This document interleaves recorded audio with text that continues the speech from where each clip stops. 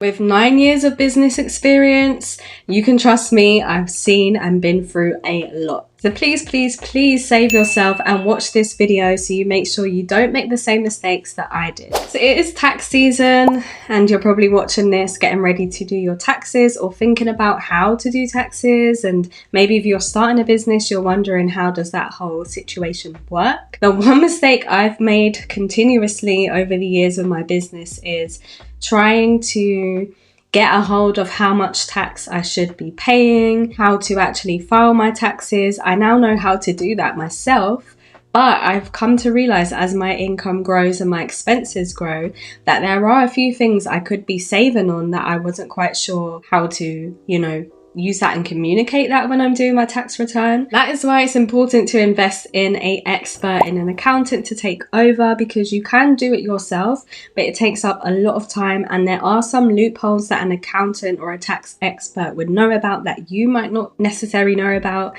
and then they can actually save you money on your tax return rather than you paying way more than what you should be paying. Also, make sure you're saving money aside for your tax return every single month from your income. Learning from past mistakes, I now moving forward want to save at least 30% of any incomings within my business, just so when it comes to the tax return time, I have enough there instead of not having enough and then having to pay in installments, which isn't a nice feeling. So I definitely recommend saving a bit more than what you should be, and then you will at least have some money saved over once you do your tax return. Trying to do everything alone, Lord knows that was a problem for me over the years. I was just too concerned on trying to save on expenses and outgoings within my business, which rightly so, as a small business owner you want to save where you can. But while trying to save, that also meant a lot of stress, a lot of tiredness, a lot of trying to juggle things, and also sacrificing high quality because I was doing certain things myself. And the truth is, you just can't do it all yourself and maintain a high quality and high standard for your business. This is why I would recommend hiring a PA or a virtual assistant, a VA, or using websites like Fiverr where you can outsource tasks in your business for a very affordable price. Certain things that you can outsource for a small business are like logo design, Shopify theme design, someone to write blog posts for you, and also user-generated content can all be sourced within the website Fiverr. So definitely go ahead and check that out. I will leave a link down below for Fiverr and some of my favorite listings that I have worked with in the past too. Bad communication and negotiation skills. This is something that most small business owners aren't going to have unless you have a natural talent for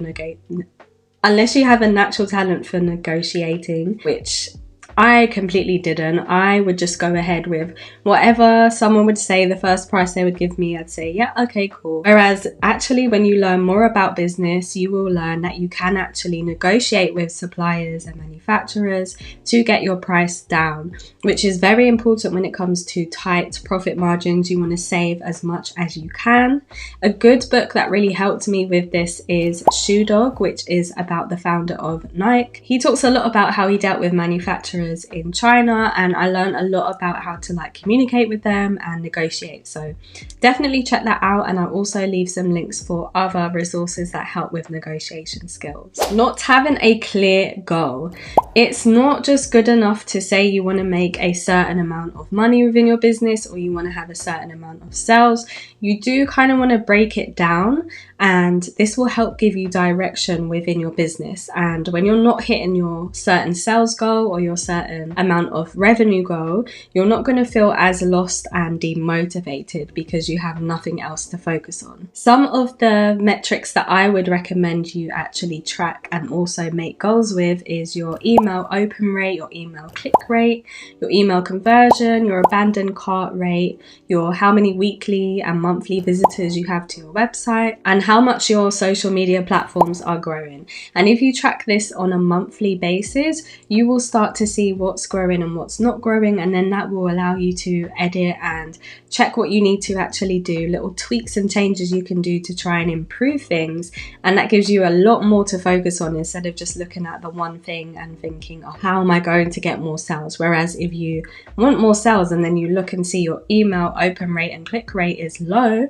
maybe that's something you can focus on for the next month, and then at the end of the month you can measure whether it's gone up and whether that affects your sales. These are just things you can do on a daily, weekly and monthly basis to help you have a clear direction and goal with your business. For example, with me, I have a goal of getting 100,000 subscribers, so make sure you subscribe if you're watching this video. But what I need to do obviously is post more and also post more strategic videos. So that's something that I'm going to be working on a weekly and monthly basis. The next mistake is mindset, not investing enough in learning how to deal with your business and also manage like your emotions and your self-discipline, because running a business does need a lot of self-discipline. You don't have a boss who is going to tell you what to do. You are the one that's in charge, and that is when I found motivational, like inspirational gurus like Eric Thomas that I talk about a lot really helped me within this kind of mindset awakening, because it helped me with my business stay disciplined, wake up early, work on my business every single day, which in turn helped my business to grow. So